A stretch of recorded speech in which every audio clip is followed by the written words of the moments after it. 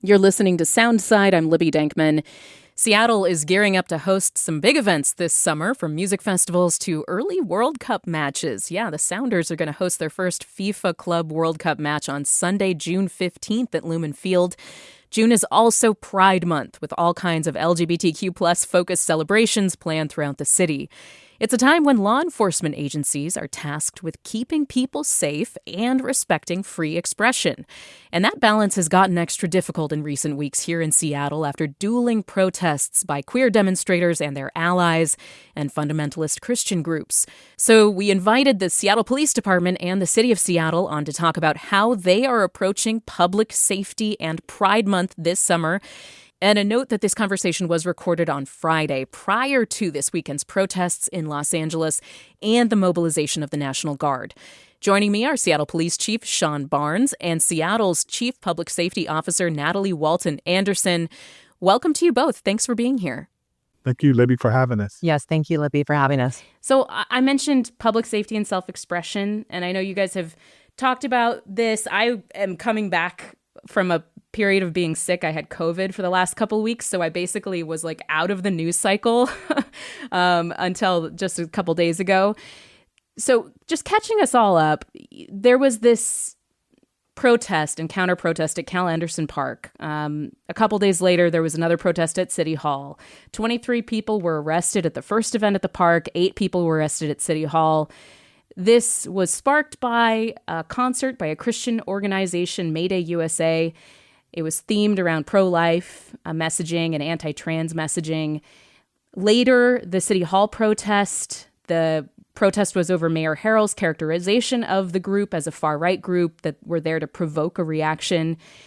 So LGBTQ plus groups showed up to protest Mayday, and some people in that group shoved police. That's on video.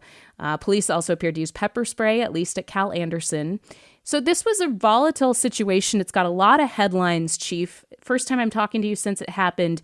How do you think your officers did here, and did we learn any lessons from the situation at KUOW and at City Hall?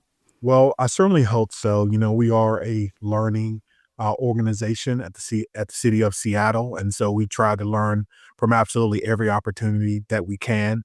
Our job as law enforcement is to protect the First Amendment and constitutional rights of everyone. We're neutral in whatever the issue may be. And so our responsibility really was to, keep the two groups separated, as they both wanted to be heard on their particular issue. But from time to time, if people are trying to inhibit that free speech, if they are causing damage to persons or property, that's when we intervene. And so the strategy has been for some time now to engage with that person who may be agitated before something happens. We have our poet officers, our police officer engagement team in the crowd trying to calm people down before that happens. But if we're unsuccessful, then the officers are trained to go in and try to remove that person or person so that the demonstrations can continue. Because when we cannot continue, then people cannot have their say and they cannot exercise their First Amendment rights. Natalie, Mayor Harrell said in a statement afterwards that the original event was meant as a provocation. Of course, this happened in the heart of Seattle's gay neighborhood at KUOW. Did the city have a choice about heading this off? And is there anything you're going to draw from this going forward in terms of how to handle potentially volatile events like what happened at KUOW and later at City Hall? Thanks, Libby. I appreciate that question. I think, first of all, we have broad First Amendment protections for all groups. What's incredible about Seattle and what's beautiful is all of our diverse neighborhoods are diverse people. And with that also comes a lot of diverse opinions. But ultimately, our goal is to protect all of our First Amendment protections. In this instance, our parks are a place for everyone to be. There was a permitting process here. We can't deny somebody a permit based on the content of where they're supposed to be. We're looking at the usability of the specific space in which they are trying to be. But ultimately, our goal as a city and in the mayor's office is to make sure our First Amendment everyone's First Amendment rights are protected. And so obviously, as the chief said, there are learning lessons to be had by any situation and any challenges that continue to come before the city and our communities as we ensure that, Seattle continues to be an inclusive space for all. The same group, or at least some affiliated churches, have said that they have a similar event that was going to happen August 30th. Now, there's been reporting from Capitol Hill Seattle blog and others that event has not been permitted, at least for KUOW. Can you tell us any more about how the city is going to approach permitting specifically and finding the appropriate venue? Libby, that's a great question. And unfortunately, I don't have the specific details about the permitting there. I do think that's something that we can either confirm whether or not that event is still happening at that park and if permitting has been completed. But I don't have the answer to that question as of this moment. Chief, I think that when you see an event like this planned for a place like Capitol Hill, again, the center of historic gay life in Seattle, and you say, okay, it's a church group that puts forward some anti-trans, some really, ideas that are in contrast with what a lot of people in Capitol Hill feel and believe. On the face of it, that there's going to be some fireworks there. As a department, how do you approach events like that potentially have some volatility, and how do you appropriately staff that? Well, I think whenever someone is exercising their free speech on issues that some people may deem controversial, I don't know that it really matters where. I think that Seattle has truly been a welcoming city for all. And so whether it's Capitol Hill or Pioneer Square or downtown or in the Southeast, there are people who will have extreme feelings about it no matter where they are. They feel like that is their community. And I'm certainly okay with that. What we try to do is really plan as best we can. We try to communicate with protesters or counter protesters before, during, and even after something like this were to occur. And again, our job really is just to keep the peace.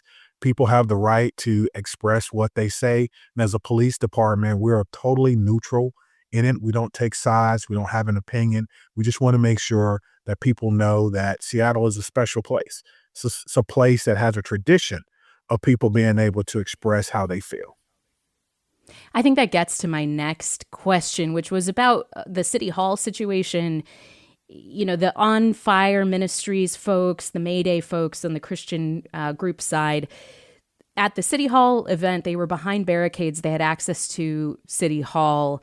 And there are some people who voiced on the LGBTQ plus protester side that gave the implicit message that the police department was endorsing the Christian groups being there and not endorsing the counter protesters being there. And I just want to, Chief, give you a chance to respond to that. Do you feel like your department implicitly there was giving some sort of a political message? I want to be clear. We were not implicitly or explicitly giving any message to whether or not we agree or disagree with what anyone said. We put up the barricades. We were trying to keep two groups apart that had just shown days prior that there's agitation there. And that's the only thing that we were doing. It's almost like if you face one way, does that mean that, you don't like the West if you're facing East and vice versa? And so I want to assure your listeners that the police department is neutral when it comes to matters of the First Amendment.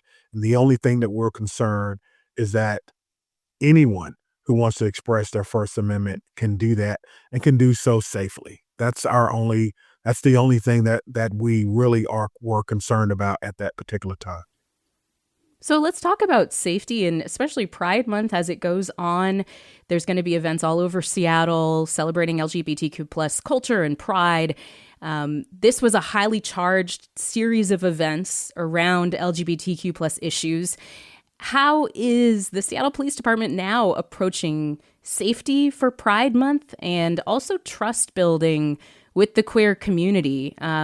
Chief, if you might start, and then we can go to Natalie for more like what the city is doing. Yeah, well, let me say that this is my first summer in Seattle, and I'm definitely excited about this month. I'm excited to see what Pride Month looks like here in the city of Seattle. I've heard things like we have the biggest Pride parade, the longest running Pride parade. I don't know if that's true or not, but I know that people are very, very excited about the month and about the ability to express themselves.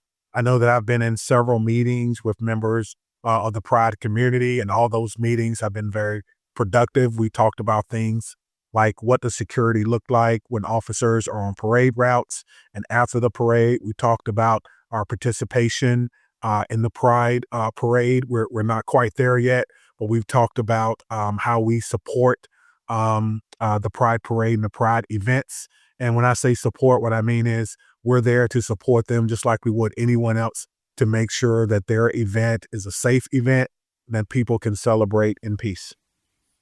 I know in prior years, there had been a conversation about asking officers to not walk in the parade with their uniforms. Does that affect your ability at all? That's participation wise. Sure. Does that affect your ability at all to provide, safety and security at these events? Are you welcomed to provide safety and security at the events? Yeah, I think we're welcome to provide safety and security. The officers will not be walking as participants in the Pride parade in their uniforms.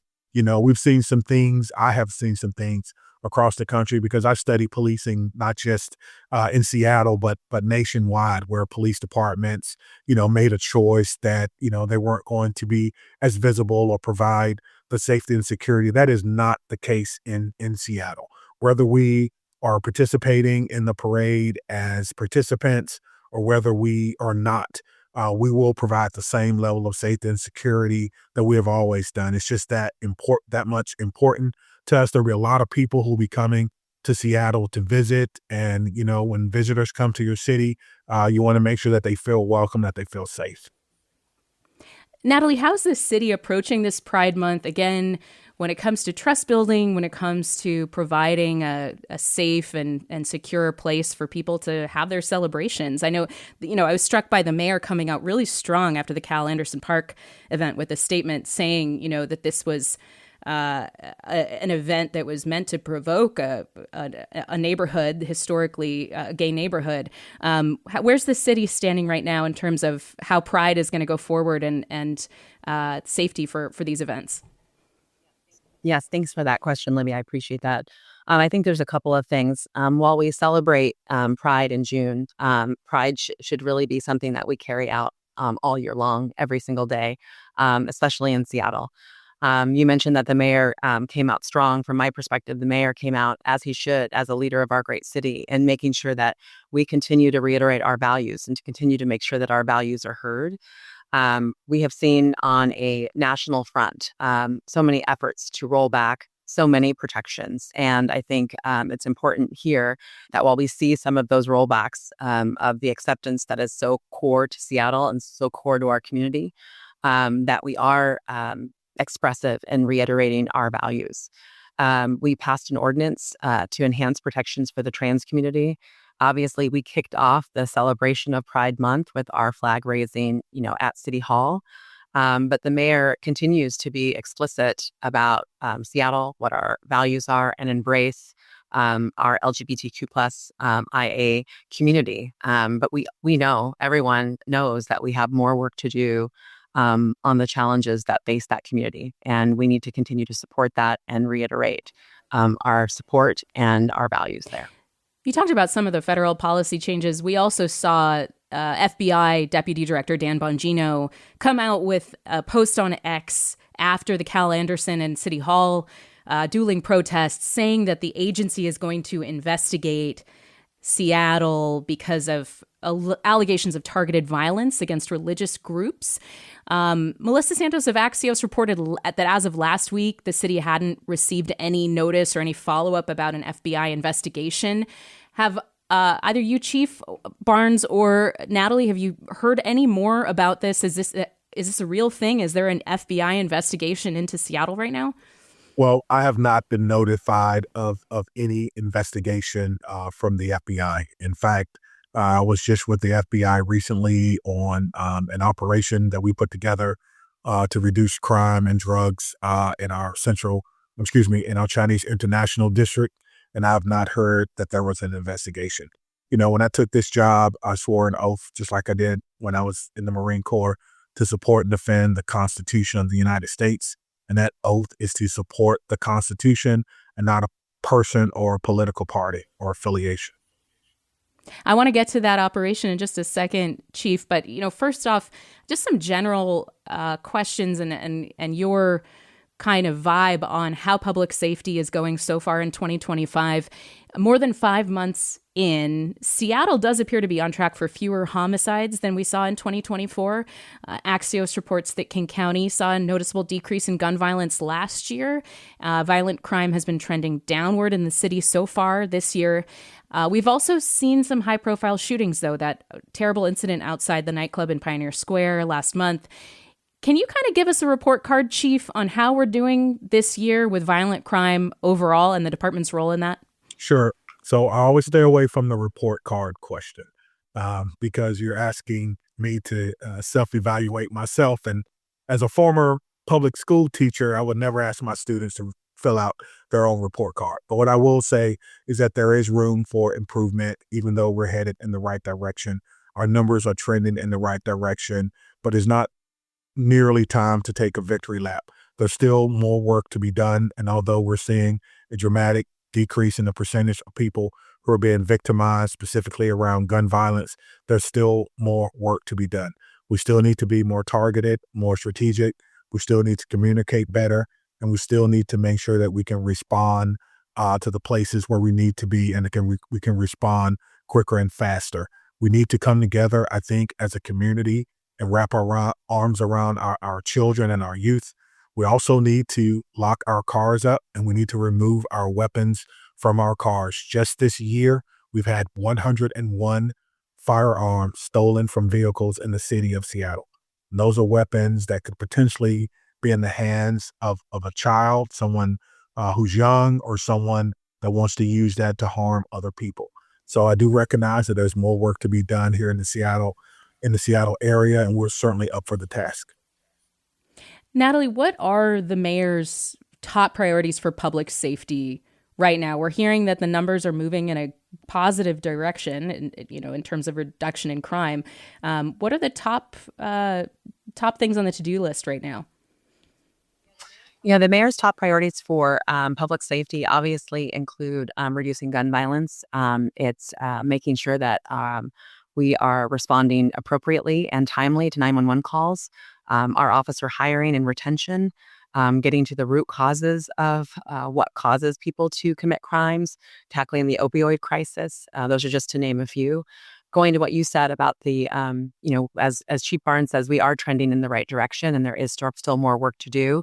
One thing I've learned since Chief Barnes has been in office, it's the way that he captures certain things has been really impressionable. But one thing that he says that has much impact, and Chief, please correct me if I'm misquoting, but the biggest indicator of crime is previous incidents of crime. And so one thing that we are looking at, especially because we know there are certain areas or certain places in which crime continues to happen, is looking at our chronic nuisance property ordinance and what can we do? What are some other tools that we can apply to the toolbox to be able to address that? And looking at where how we address repeated criminal behavior occurring at specific places and properties and businesses is one thing that the mayor's office is going to be looking into in terms of looking what we can do more with that specific ordinance. I want to get to that big drug bust we teased a few questions ago there, Chief. It was announced last week that this operation targeting 14 suspects alleged to have been dealing to homeless encampments like the Jungle and at 12th and Jackson in the Chinatown International District went down, and there were 11 arrests. This was a joint effort between the FBI, DEA, and SPD. Reportedly, it took tracking this stuff up and down the West Coast, so quite a big operation. We don't get good news out of this part of the city, unfortunately, all that often, but this operation does appear to have successfully stopped dangerous drugs like fentanyl closer to their source. Chief, can you kind of speak to the job of your personnel who worked on this case and how it was accomplished? Sure. This was a case that I'm very, very proud of, and I'm proud of the mindset of our detectives. And you're right, fentanyl is a very dangerous drug. And just in this operation alone, we seized enough fentanyl to kill everyone in Seattle. And that is how dangerous this work is. Let me be clear that this all began with detectives um, fed up with the state of people victimizing and taking advantage of people in the Chinese International District. And one drug bust led detectives to say, let's see how far we can take this. And they took this case all the way to Southern California, all the way to Mexico, $2 million in seizures, later drugs and guns. A criminal network was taken down, all because our detectives decided they had enough and that they were going to do everything they could within their power and within the collective power of the DEA, the U.S. Marshals, the IRS, and of course our partners with the FBI to ensure that at least we could put some measure of dent in the amount of drugs that are coming into our great city. Mm. Natalie, this has been an area of emphasis, of course, for Mayor Harrell. Members of the business community, residents of the CID have been really highlighting how even as street disorder and crime is trending downward in other parts of the city, that the CID has kind of been this stubborn hot zone for issues. Can you talk to me about the mayor's priorities here and any other initiatives or anything else that the city is planning to address crime and street disorder in the CID? Absolutely. Mayor Harrell, has just in terms of the CID, it's personal. This is part of his culture, his background, his heritage as well.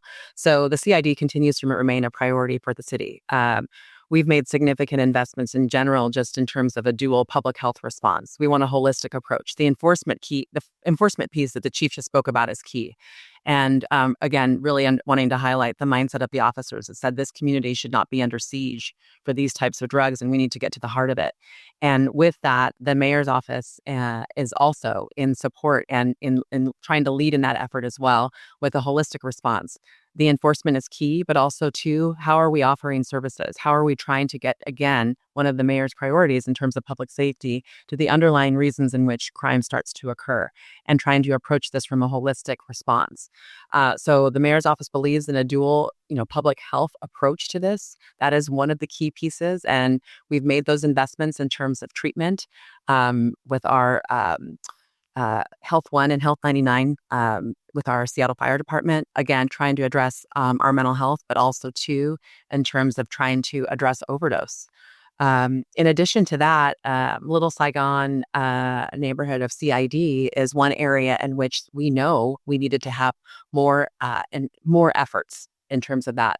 And so in November of last year, we launched and piloted DAT, the Downtown Activation Team, both in 3rd Pike and Pine. And then our next area in November 1st was in Little Saigon. And that was because of the crime data. That was because of what we saw visually in terms of the drug trafficking, the open air drug market that was there, public drug use, EBT fraud, and also just the way in which that area looks. And so we started with schedule restoration efforts. The mayor has been very clear that public safety is every department's responsibility. And so we convened all of our departments and said, what can you do to contribute to addressing the needs of this area? So that's in terms of restoring that area, in terms of cleanliness, addressing things that we can, fix, lighting, any sort of crime prevention through design, but also pairing our city departments with SPD, with our officers, where they were doing high visibility patrols to, again, try and address some of the behaviors there. And we've also coordinated many of our city funded community providers to be able to work in that area to outreach, to try and address, again, the needs of the people that are there. Seattle's Chief Public Safety Officer Natalie Walton-Anderson and Seattle Police Chief Shon Barnes. Thank you so much, both of you, for being here. And Chief, if I may say, if this is your first summer in Seattle, you are in for a treat. You've been here through the gray and the darkness, so this is time. I hope you get out and especially get on the water this summer. Thank you both for being here. Thank you so much. Thank you. And want to mention this again, that this conversation was recorded on Friday prior to this weekend's protests in Los Angeles and the mobilization of the National Guard. We have reached out to the city of Seattle for comment on this weekend's events in California and how Mayor Harrell feels about what's been going down in LA. We're going to update the story when we hear back.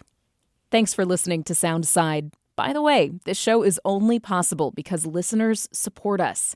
If you are able to give right now, check out the show notes for a link to donate. And don't forget, you can listen live on KUOW 94.9 FM Seattle at noon and 8 p.m. Monday through Thursday, or anytime online at KUOW.org.